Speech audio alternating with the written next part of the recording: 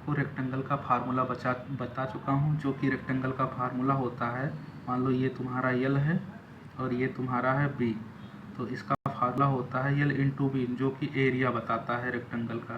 ठीक है, अब जैसे एरिया निकालेंगे, पहले हम इसका एरिया हो जाएगा 1.2 इंटू 1.7 बराबर, यहाँ पे कैलकुलेशन करेंगे 1.2 इंटू 1.7 आ रहा है 2.04। ये जो हमारा होगा ये एरिया होगा। अब हम इसकी कंक्रीट क्वांटिटी निकालेंगे। F2 फाउंडेशन है, उसकी कंक्रीट क्वांटिटी बराबर 2.04। इसका भी थिकनेस 600 mm है। यहाँ पे देखो, यहाँ पर ये 600 mm दिया हुआ है।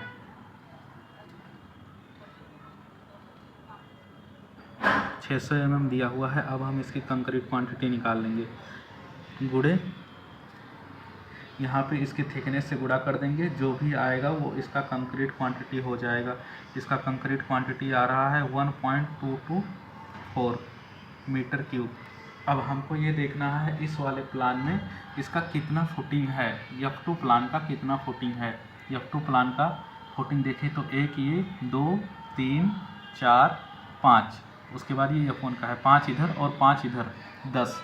इसका मतलब टोटल अगर कंक्रीट क्वांटिटी देखा जाए F2 की कंक्रीट क्वांटिटी, तो 10 गुणे 1.224, तो हमें पूरा पता चल जाएगा कितना आ रहा है 12.24 मीटर क्यूब। ये हमारे F2 की कंक्रीट क्वांटिटी निकल जाएगी। ये हमारे F2 की कंक्रीट क्वांटिटी टोटल कितना आएगी इस फुटिंग, इस प्लान में टोटल F2 की कंक्रीट क्वांटिटी हमारा लगेगा 12.24। और F1 की कितनी लग रही है टोटल, F1 की लग रही है 11.592 मीटर क्यूब।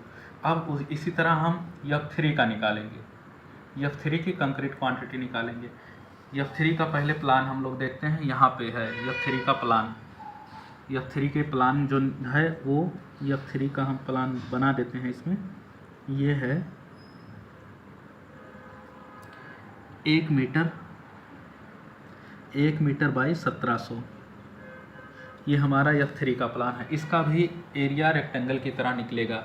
एरिया सबसे पहले हम निकालेंगे, तो एरिया हमारा हो जाएगा 1.0 इंटू 1.7, तो जितना आएगा उतना हमारा ये क्वांटिटी हो जाएगा एरिया 1 इंटू 1.7 इसका एरिया आ रहा है मीटर स्क्वायर।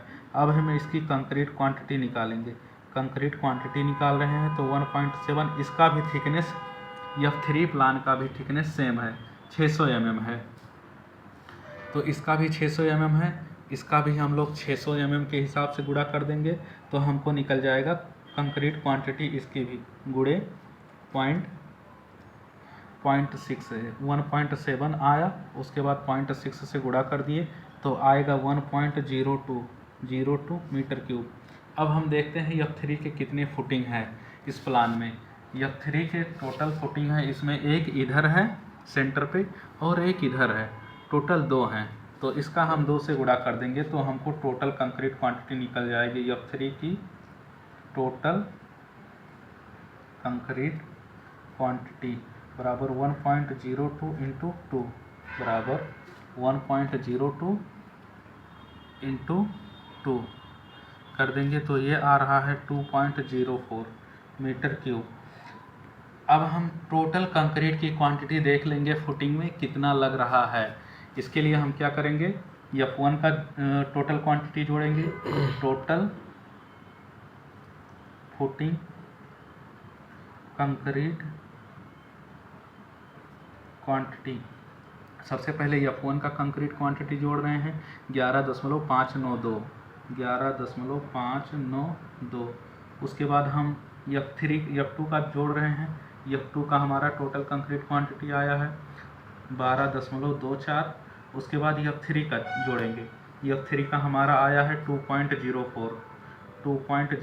अब तीनों को हम ऐड कर लेंगे, 2.04 ऐड करेंगे, उसके बाद ऐड करेंगे 12.24, उसके बाद ऐड करेंगे 11.952, टोटल आ रहा है 25.8 872 मीटर क्यूब। इसका मतलब इस प्लान में अगर हम देखा जाए तो फाउंडेशन मतलब फुटिंग का कितना कंक्रीट क्वांटिटी आएगा, तो टोटल इसका कंक्रीट क्वांटिटी जो आएगा वो आएगा 25.872, इतना टोटल कंक्रीट क्वांटिटी आएगा।